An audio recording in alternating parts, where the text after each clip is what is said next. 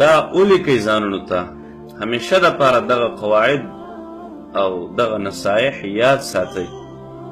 ستاسې په ژوند کې به ډېر ستاسې مخې ته راشي، ډېر ځل به ورسره مخ شئ. اول نصیحت: کله هم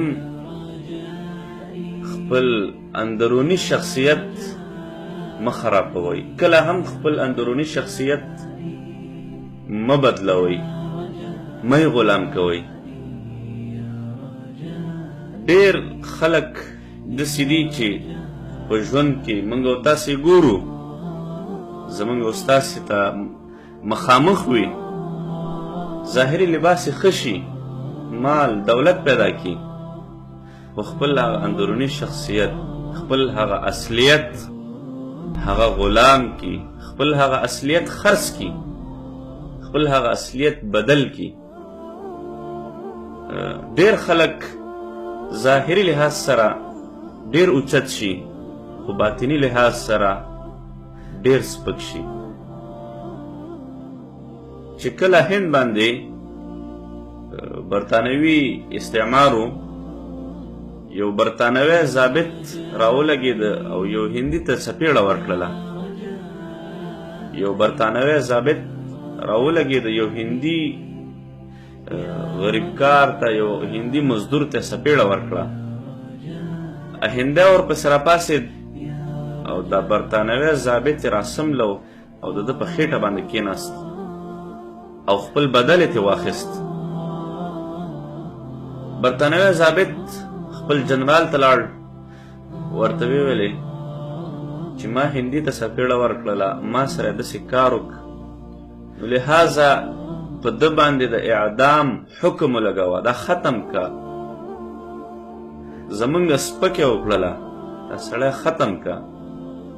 جنرال 50,000 هندي روپۍ دی دې ضابط ته ورکړلې او ورته ویې ویلې چې دا هغه هندي ته ویسه، دا پیسې ورته ورکه او عذر هم ورته وکه.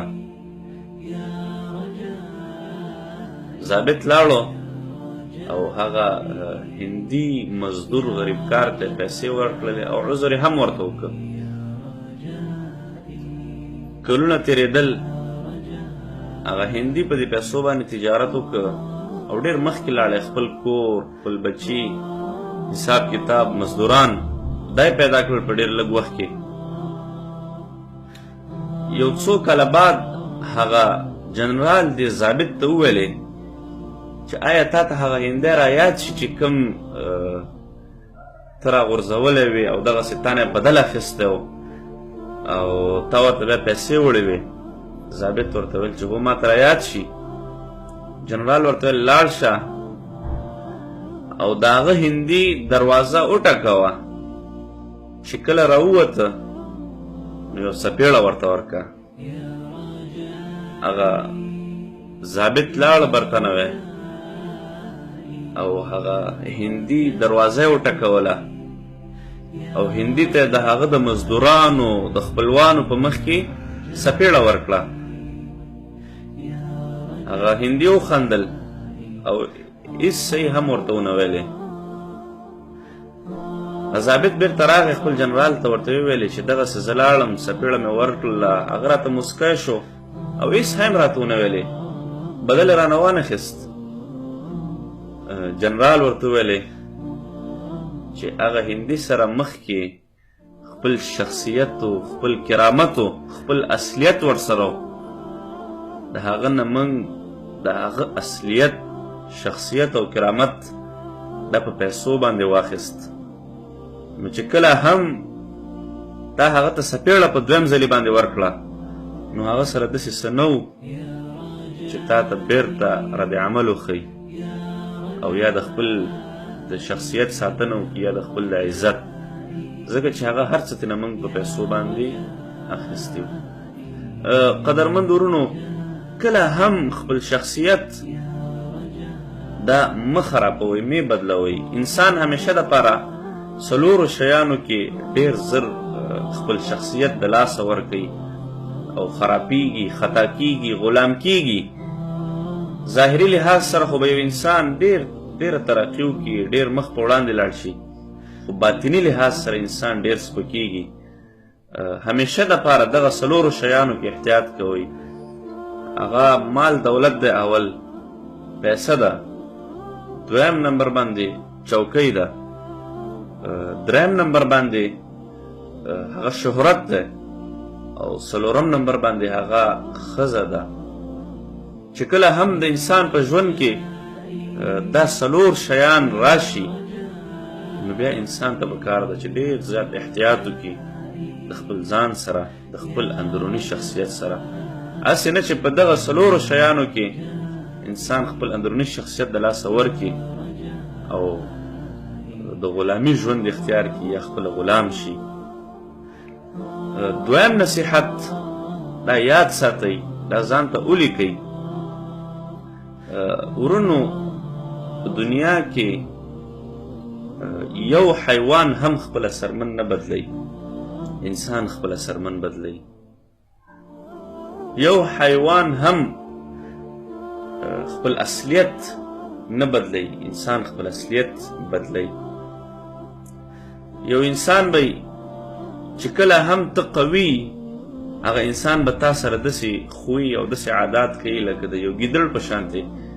خپله سرمن به د ګیدړ کي، ځان به درته ډېر ښکته او ضعیف راولي. خو چې کله تا ضعیف وګوري، نو خپله سرمن به د لیوه کي، خپل ځان به درته ځان نه به درته لیوه جوړ کي، او بیا چې در باندې څه وس کېږي نو هغه در باندې کوي. قدرمندو، همیشه دپاره یاد ساتئ چې دا د انسان عادت ده چې هغه خپل ځان بدلی. ډېر ملګري به دي، نږدې خپلوان به دي، خپل ځان به درته بدل کي.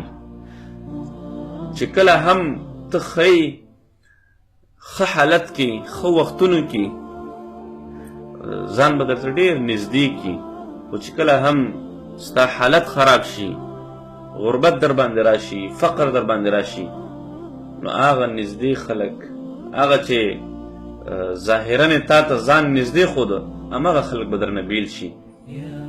قدرمند ورونو، همیشه دپاره مخ خپل ځان بدلوئ، مخ خپل ځان غلام کوئ، او بل نه هم داسې امید مه کوئ چې هغه به په خپل اصلیت کې باقي پاتې شي.